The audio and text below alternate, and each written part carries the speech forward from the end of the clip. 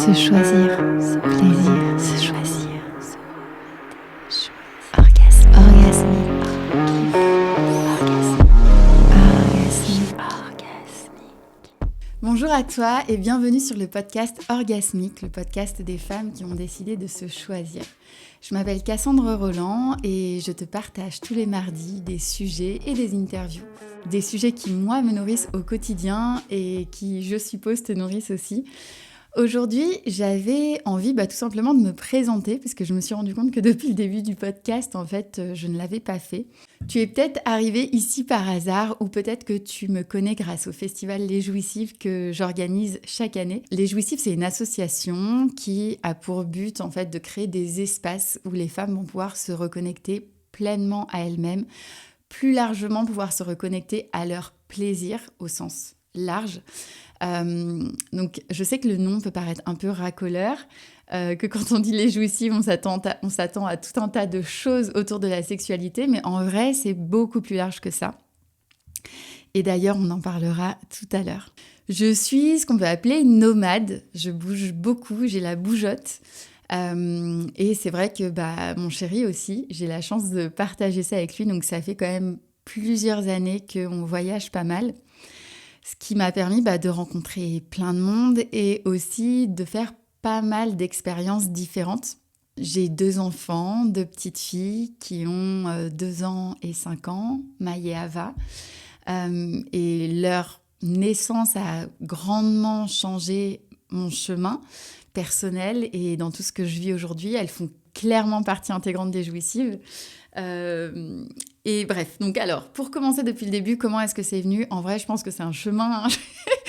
C'est comme nous toutes, il y a plein de choses qui font que j'en suis arrivée là. Mais une première chose déjà me concernant, c'est que je pense que j'ai eu la chance de grandir dans une famille qui finalement était quand même assez connectée à tout ce monde un peu holistique. Ma grand-mère était très croyante, ma grand-mère paternelle était très croyante. Et en fait, j'ai grandi longtemps avec elle, mais c'était un peu une thug de l'église, dans le sens où en fait, autant elle nous parlait de Dieu tout le temps et elle était vraiment à fond dans la religion chrétienne, autant elle était aussi énormément dans l'énergétique, donc elle était maître Reiki, ce qui était à l'époque pas aussi courant qu'aujourd'hui.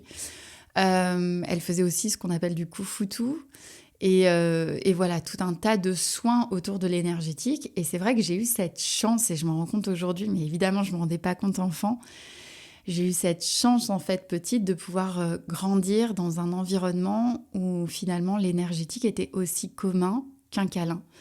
Et ça m'a énormément nourrie. Je me rappelle de moi adolescente où je rentrais à la maison avec mes soucis d'ado et mon gros sac bien rempli à porter. Et en fait, ma grand-mère, tous les vendredis soirs, elle avait une association qui s'appelait Samari. En fait, tous les vendredis soirs, il y avait une vingtaine de personnes qui venaient chez elle, à qui, qu'elle initiait gratuitement au Reiki, ou à qui elle faisait des soins. C'était vraiment quelque chose de très beau. Guidée par l'amour, elle faisait aussi des rondes d'amour où ils priaient en collectif pour le monde. Et moi, je me souviens que je rentrais le vendredi soir chez ma grand-mère, donc. Et en fait, très souvent, j'étais un peu déprimée. Ma journée ou ma semaine s'était pas très bien passée.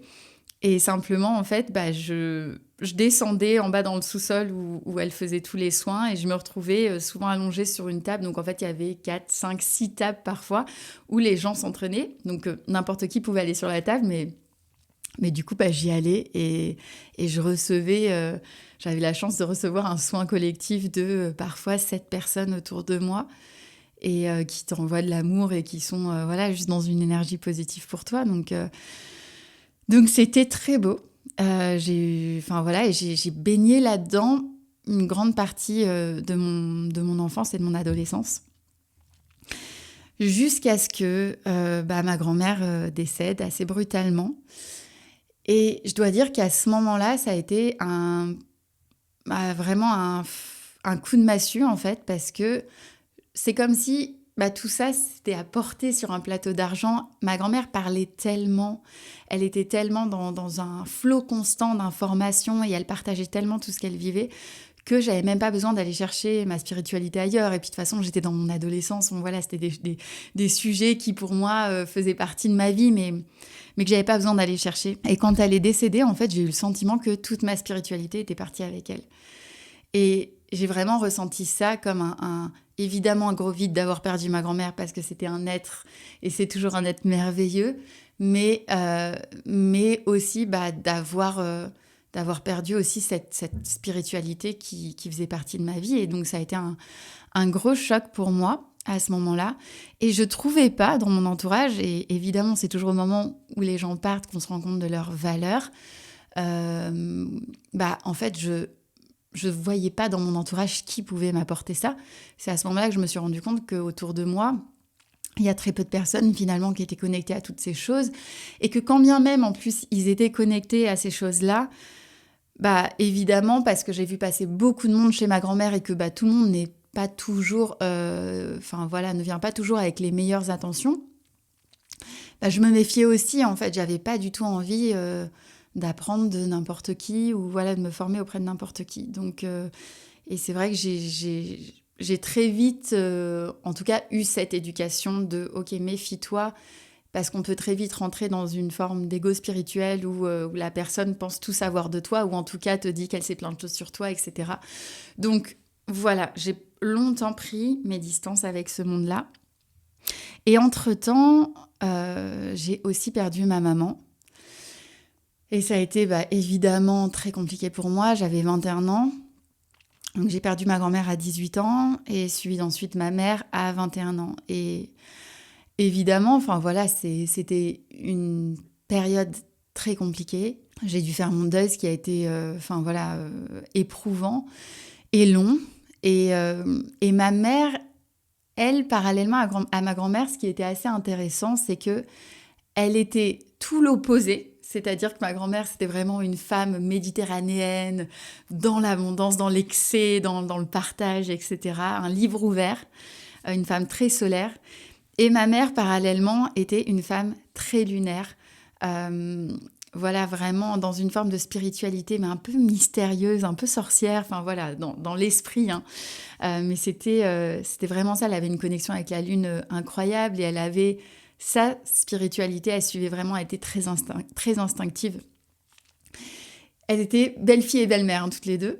Mais voilà, évidemment, des femmes super importantes pour ma vie. Et quand elles sont parties de façon assez rapprochée, je me suis sentie absolument seule face à mes modèles féminins, en fait. Donc même si j'étais en début de l'âge adulte et au sortir de l'adolescence, etc., j'étais vraiment une jeune fille, c'était quand même trop tôt, évidemment.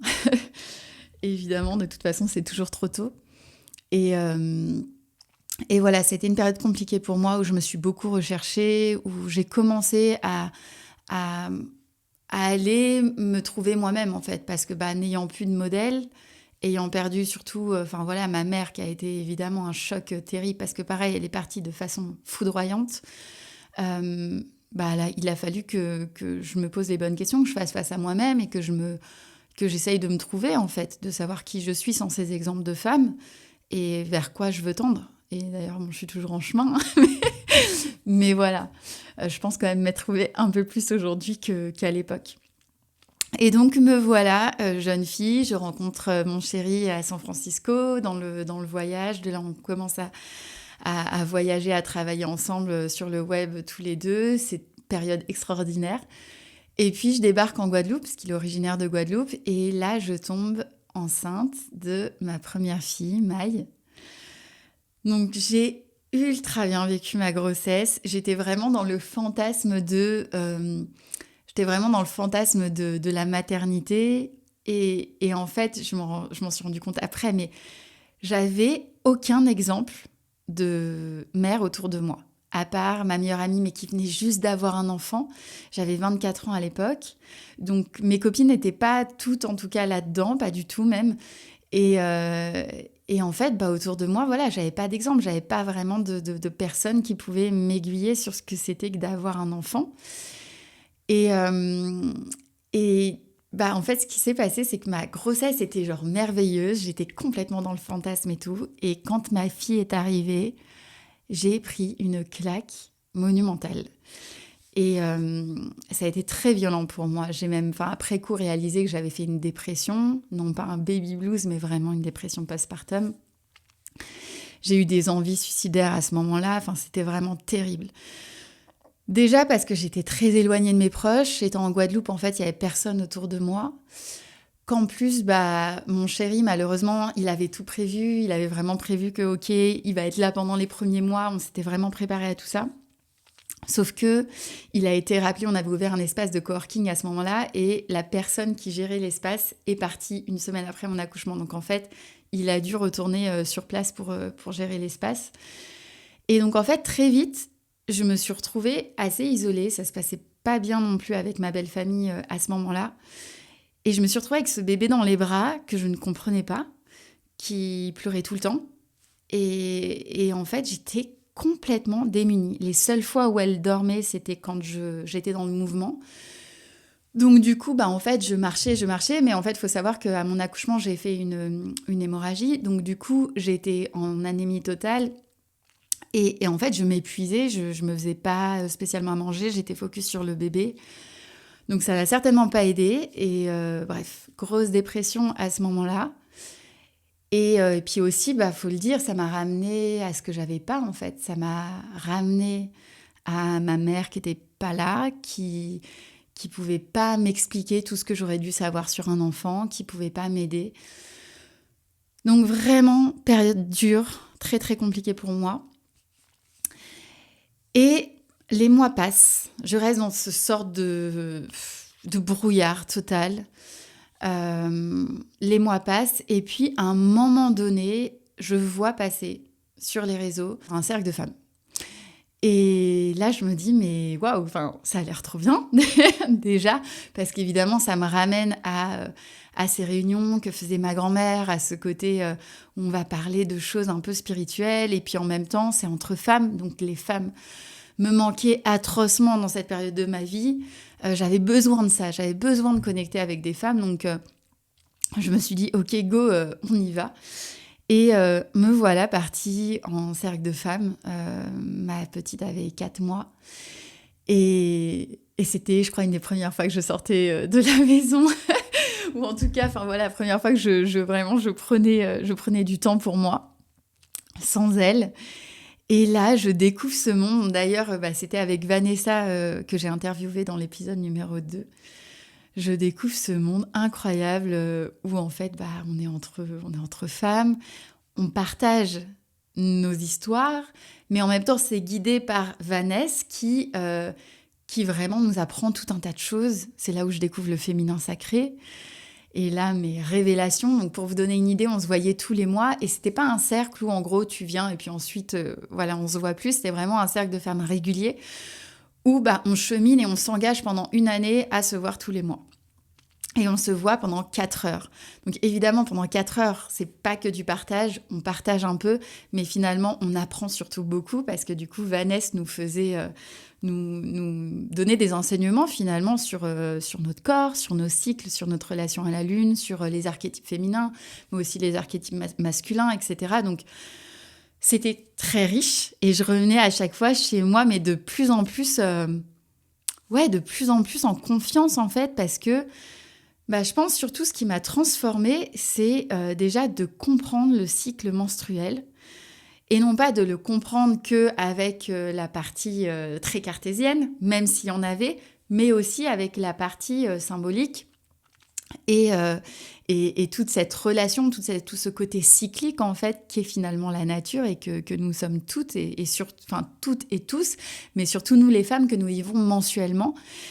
Et ça a été franchement, moi, ça m'a complètement changée parce que d'un seul coup, j'ai pu reprendre le pouvoir sur ma vie, sur mes émotions, sur ce que je vivais au quotidien. J'arrivais à comprendre, en fait, finalement, comment je fonctionnais. Je me suis rendu compte que avec toute la bienveillance que j'ai pu recevoir de ma mère plus jeune, même si elle était vachement à l'écoute pourtant. Enfin voilà, on parlait de tout, il n'y avait pas de tabou.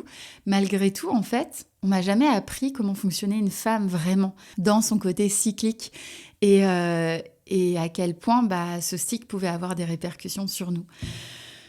Donc oui, ça a été absolument incroyable pour moi cette période. Et ça a débloqué plein de choses. Ça a débloqué plein de choses. Et puis après, évidemment, quand tu commences à cheminer en fait dans ce sens-là, une fois que tu as goûté à ça, et je sais que c'est le cas aussi de beaucoup de personnes qui viennent au festival chaque année et qui, d'une manière générale, sont intéressées aux jouissives, mais c'est que, en fait, une fois que tu commences à te développer personnellement, spirituellement, enfin bref, sur tous les plans, t'as soif d'en savoir plus, t'as soif de comprendre comment ça fonctionne, de comprendre la magie de ce monde, en fait. Donc, j'ai continué mon chemin et j'ai fait un stage qui a été vraiment incroyable pour moi, qui a été le stage de la lignée maternelle. Donc c'est vraiment l'idée que en fait on a des mémoires cellulaires, on est tous faits de cellules qui contiennent une mémoire et qu'il y a des schémas en fait répétitifs qui, sans le savoir, se reproduisent de génération en génération. Et le tout, en fait, dans ce stage, c'était un stage sur 2 jours où finalement on était entre femmes et qu'on allait un peu retracer l'histoire. Retracer l'histoire de nos ancêtres, de la lignée du côté maternel. Pour simplement avoir une vue d'ensemble et se dire, ok, là, ça c'est relié et ça c'est un truc qui revient souvent dans ma vie. Et c'est pas l'idée de se dire que tu vas tout changer, mais c'est simplement l'idée de se dire que tu vas en tout cas prendre conscience qu'il y a un schéma, qu'il y a un truc qui se joue. Et du coup, la prochaine fois que ça vient à toi, pouvoir se dire, ok, j'y vais pas. Est-ce que c'est ok pour moi d'y aller? Mais en tout cas, voilà, d'y aller de façon éclairée. Et donc, dans ce stage assez particulier, on partage évidemment toutes nos histoires et on le remet dans le contexte. À écouter les histoires des unes et des autres, on est dans la bienveillance, dans l'écoute, déjà parce que les histoires sont absolument passionnantes. Mais en fait, moi, j'arrivais pas à être touchée de façon... je me sentais pas concernée. Voilà, c'est ça l'idée. J'étais touchée, évidemment, mais je me sentais pas dans un premier temps concernée parce que le stage s'étant déroulé en Guadeloupe, les histoires des lignées des filles qui partageaient avec moi le stage étaient beaucoup liées finalement à l'esclavage, à tout le fardeau et toute l'ambiance en fait qu'il y a pu avoir au niveau de l'esclavage et de la colonisation. Or, moi, c'est vrai que mon histoire personnelle, du côté maternel, c'était très lié au Paris, au côté très festif, évidemment avec ses traumas, hein, mais plus de l'après-guerre, le côté festif. Il y avait beaucoup de femmes dans ma lignée qui étaient un peu dans la fête, le show, etc. Et donc, en fait, j'écoutais les histoires, mais sans être touchée particulièrement. Et puis, à un moment, on devait aller manger. Et à ce moment-là, il y en a une qui partage une histoire qui concerne un enfant abandonné ou voilà, quelque chose de ce genre. Et là, je me sens touchée. Donc, je me sens touchée dans cette histoire. Et il y a une petite larme qui coule. Mais comment vous dire, comme vous pouvez être touché par des histoires en regardant la télé, voilà, une petite larme passagère à la base. Sauf que cette petite larme, en fait, devient un torrent. Très rapidement, je me retrouve dans une sorte d'état secondaire où je me mets à hurler, où en fait j'arrivais plus à ouvrir les yeux. Je sentais qu'il y avait des mains qui se posaient autour de moi et que les filles du cercle étaient présentes, mais en fait je les sentais comme si j'étais très très loin, en fait, comme si j'étais dissociée de mon corps à ce moment-là. Et je me retrouve en fait à les toucher du doigt. C'est comme si d'un seul coup, je m'étais complètement engouffrée dans une faille et que cette faille représentait toute la détresse des femmes. Et c'est vraiment comme ça que je l'ai vécu. Évidemment, là, sur un podcast, dit avec des mots, ça n'a absolument pas le même poids.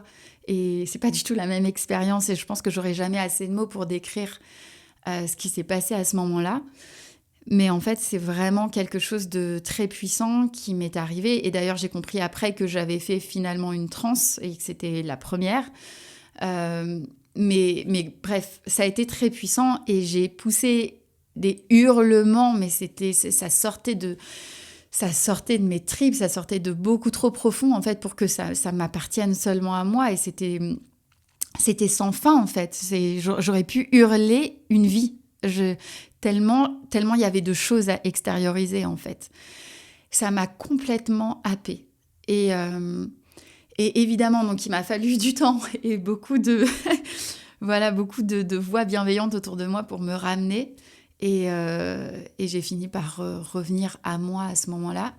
Mais cette transe qui m'est arrivée à ce moment-là a été absolument un tournant pour moi. Parce que à partir de ce moment-là, quand tu as touché à ça, parce que en fait, c'est quelque chose que j'ai vécu profondément. Je l'ai vécu, cette détresse. Et quand tu l'as vécu, quand tu l'as vraiment goûté dans ta chair, tu ne peux pas vivre comme avant, en fait. Et moi, c'est vraiment comme ça que je l'ai vécu à ce moment-là, c'est que je me suis dit, OK, il y a eu ce truc-là, ça a mis du temps pour infuser, mais je me suis dit, mais qu'est-ce que je fais avec ça, en fait? Parce que je peux pas aujourd'hui ne pas contribuer à ce que les choses changent. Donc déjà, ça m'a rendue profondément féministe sur beaucoup de choses où en fait... mais la maternité déjà m'avait mise sur cette pente.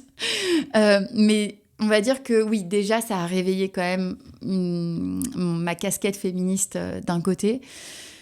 Mais de deux, j'ai compris que en fait, fallait que les choses changent, quoi, et que je voulais clairement faire partie de ce changement.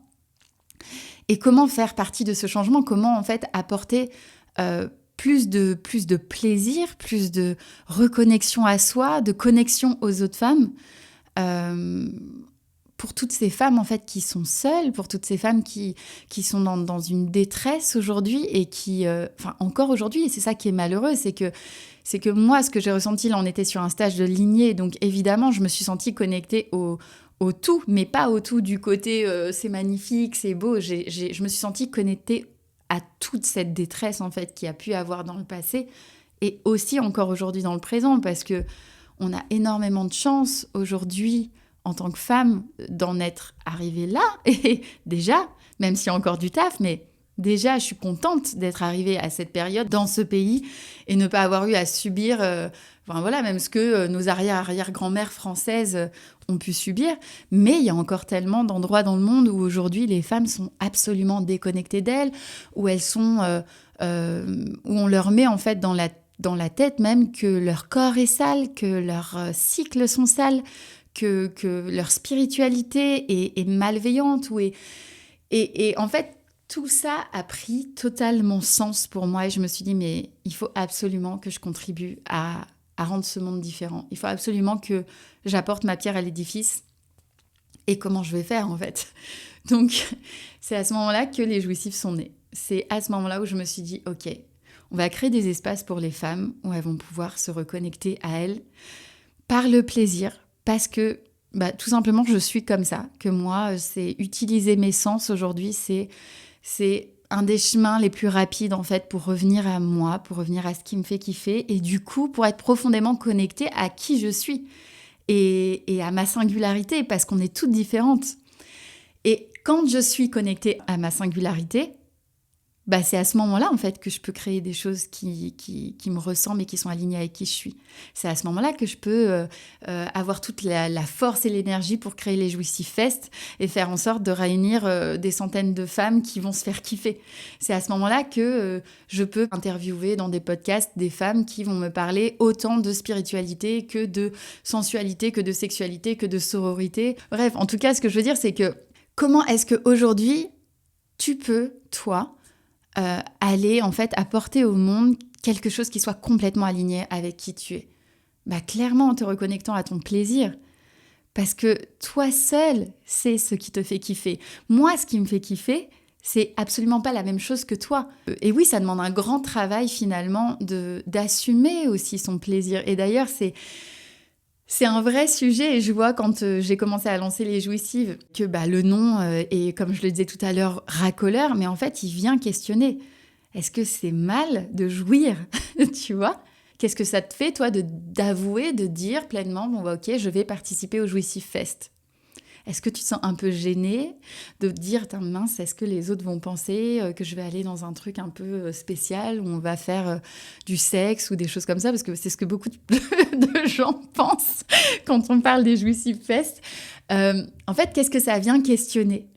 Ça vient questionner notre droit au plaisir, à la sexualité. Certes, parce que c'est encore un autre sujet, mais la sexualité est vue comme sale, or ça ne l'est pas du tout. La sexualité, c'est quoi ? C'est le fait de prendre plaisir avec ton corps. Mais en fait, c'est juste ça. La sexualité, c'est le fait de prendre plaisir avec ton corps. Est-ce que c'est mal ? Ben non, c'est pas mal. C'est absolument pas mal. Et le truc, c'est que aujourd'hui, il y a un énorme tabou à déconstruire, surtout pour nous les femmes, autour de la sexualité, autour de la jouissance en général. Et donc, en étant plus large même que la sexualité, mais la jouissance à manger, de la jouissance à être libre en fait de tes mouvements, de la jouissance à danser. Il y a tellement de façons de prendre plaisir et il n'y a rien de plus pur, il n'y a rien de plus beau que cette jouissance-là. Parce que quand tu es en train de kiffer, tu es absolument connecté. Tu es connecté à une énergie qui est incroyablement belle, qui est incroyablement pure et qui n'est pas sale. Et ça aussi, je m'en suis rendu compte par la suite, mais comme je vous le disais, j'ai aussi grandi dans cette religion chrétienne. Et évidemment, je ne vais pas parler des autres religions parce que je ne les connais pas. Et il y a plein de façons aussi d'aborder les religions, mais moi, la manière dont j'ai été éduquée, en tout cas, c'est avec beaucoup de... ok, il y a l'amour, il y a tout, mais il y a aussi des choses où il ne faut pas trop, où il ne faut pas trop que... Et en l'occurrence, le plaisir, attention, parce que faudrait pas tomber dans le vice. Voilà, quelque chose que j'ai dû déconstruire. Mais il faudrait pas tomber dans le vice de quoi, en fait, au juste ? Parce que à partir du moment où tu es en respect de toi et dans le respect des autres, et où tu es connecté finalement à quelque chose qui est beau, qui est bon, qui est beau, qui est... en fait, qui est une des choses les plus cool qu'on peut avoir sur cette terre en tant que personne incarnée, en quoi ce serait mal ? En quoi ce serait sale ou vicieux ? Donc moi, j'ai envie de tourner le truc sur, en fait, est-ce que c'est pas vicieux, justement, de penser que ça peut être vicieux ? Personnellement, je ne trouve pas ça vicieux. Voilà. Bon, bref, je m'étale, mais tout ça pour vous dire que, voilà, c'est comme ça que sont nées les Jouissives. C'est à ce moment-là que j'ai voulu porter ma voix et c'est aussi pour ça qu'aujourd'hui, vous pouvez me voir ou m'entendre parler de ces sujets-là. Et je suis très fière aujourd'hui de pouvoir enfin m'assumer pleinement dans celle que je suis et pouvoir apporter cette touche de couleur qui est la mienne au monde. Et j'espère vraiment qu'en m'écoutant, en regardant les interviews que je vais faire de plusieurs personnes, peu importe, en participant aux événements, que ce soit ceux des Jouissives ou même ceux que vous pouvez faire de votre côté, j'espère vraiment qu'on va être de plus en plus nombreuses à porter cette voix, de plus en plus nombreuses à se choisir et à s'assumer tel qu'on est parce qu'on est génial. Donc voilà, assumez-vous les filles, portez votre voix, allez vers ce qui vous fait kiffer. Laissez de côté vos peurs, vos croyances limitantes, tout ce qui vous empêche en fait d'avancer vers quelque chose de beau parce que au fond de vous, vous savez ce qui est bon pour vous. On a toute cette petite flamme en nous et personne d'autre que vous ne sait dans quelle direction aller. Voilà, je vous laisse sur ça. Je vous fais de gros bisous, passez de bonnes fêtes et je vous dis à bientôt sur le podcast. À plus. Merci d'avoir écouté ce podcast. Si cet épisode t'a plu, tu peux le liker, lui mettre des étoiles ou le partager. Et si les sujets du plaisir, du féminin, de la sororité ou encore de la spiritualité t'intéressent, n'hésite pas à suivre Les Jouissives sur Instagram et à t'abonner à notre newsletter mensuelle. Des bisous!